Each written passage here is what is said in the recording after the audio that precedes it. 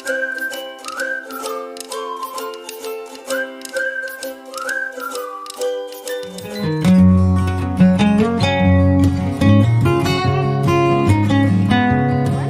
हम पढ़ेंगे alopecia.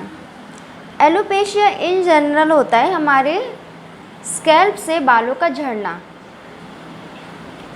Definition: अब normal loss of hair due to various causes, बहुत सारे कारणों से हमारा अब नॉर्मल हेयर लॉस, मतलब अब नॉर्मल जो कि नॉर्मल नहीं है। नॉर्मली हमारे बाल 1-2 झड़ते हैं, मैक्सिमम हमारे बाल दिन में 10 झड़ सकते हैं।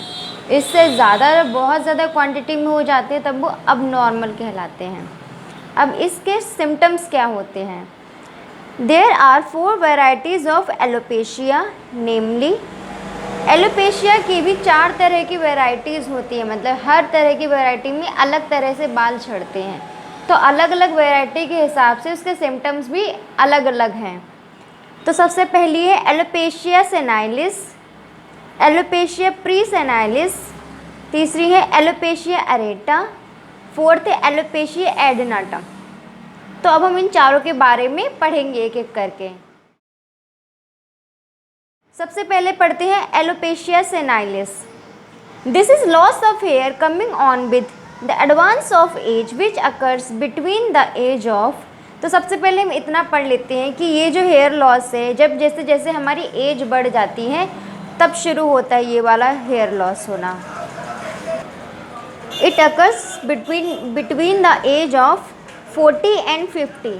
जब बड़े हो जाते हैं, एजेड एल्डर लोग जो हो जाते हैं, तब वो जब 40-50 साल के करीब आ जाते हैं तब उनके बाल झड़ जाते हैं। स्कैल्प पे कई लोगों के देखा होगा बाल नहीं होते हैं, बहुत कम होते हैं। तो ये वो है जो एज के साथ बाल झड़ते हैं, एलोपेशिया सेनाइलिस।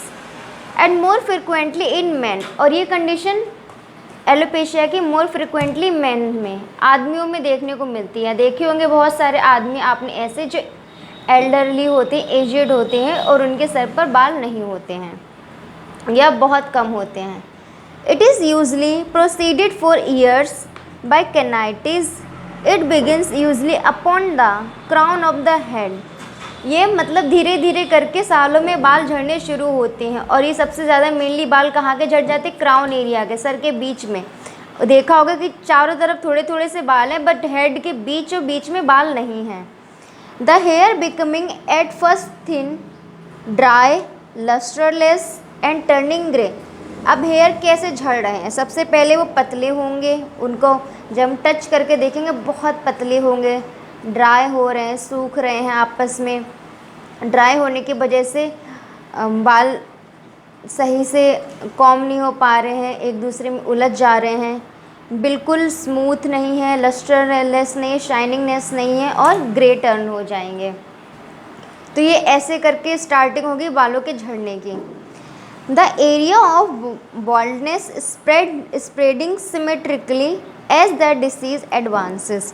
जैसे जैसे कि एज एडवांस हो रही है और जैसे ही डिसीज़ एडवांस हो रही है, वैसे जो एरिया है जहाँ से बाल झड़ रहे हैं वो धीरे धीरे करके सिमेट्रिकल ऑर्डर में झड़ रहे। पहले थोड़े से, फिर उसके बाद थोड़े से और, फिर थोड़े से और, फिर थोड़े से और, थोड़ा थोड़ा करके एरिया कवर करते जा रहे हैं।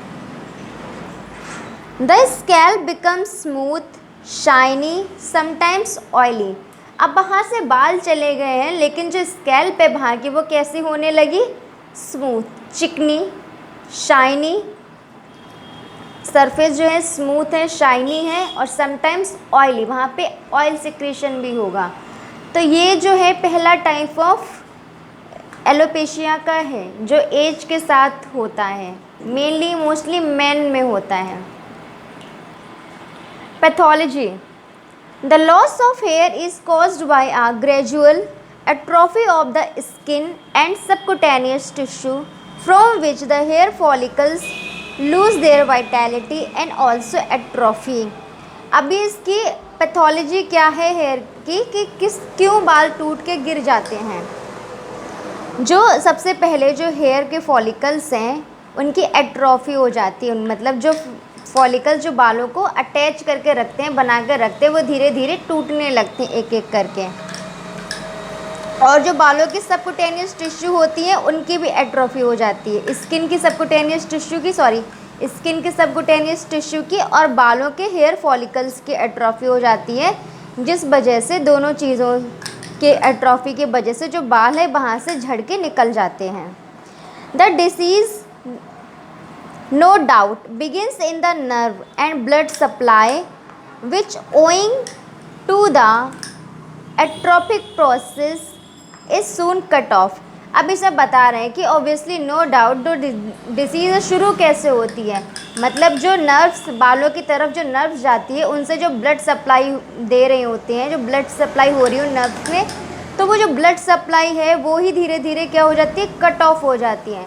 तो जब बालों के फॉलिकल्स में रूट्स में ब्लड सप्लाई कम हो गई है, कट हो गई है, नहीं जा रही है, तो धीरे धीरे वहाँ पे एट्रोफी होना शुरू हो गई है बालों की भी, और वहाँ पर जो स्किन है उसके लेयर्स की भी, सबकुटेनियस टिश्यू की भी, जिसकी वजह से बाल हमारे झड़ के निकल गए हैं। अब इस पे बात करते हैं आगे प्रोग्नोसिस की। The loss of here is usually permanent. Prognosis में क्या होता है कि जो अब हेयर का लॉस है ये यूजुअली परमानेंट है, इसको दोबारा से हम वापस इन हेयर्स को नहीं ला सकते।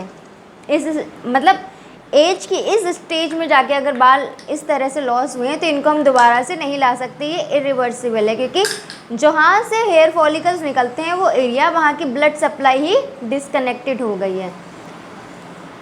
अब इसका treatment, nothing can be done except to treat the general health of the patient and in that way modify the disease. As such कोई ट्रीटमेंट नहीं है, बस ये कर सकते हैं अगर कि पेशेंट की हेल्थ में कोई इश्यूज़ हैं तो उसकी हेल्थ को हम ट्रीट कर सकते हैं ताकि उसके लाइफ स्टाइल मॉडिफाई रह सके और इसकी जो डिसीज़ की स्टेज है वो मॉडिफाई रह सके। मतलब अगर ये स्टेज आ गई है, बाल झड़ गए हैं, तो हम उसके हेल्थ को ट्रीट करेंगे ताकि उसको न्यूट्रिशन मिले, जो भी पेशेंट के बॉडी में कमी है चीज़ों की वो पूरी रहे, ताकि फर्दर डिसीज़ ज़्यादा आगे लंबी डेवलप ना हो और ज़्यादा बालों का झड़ना ना हो जाए।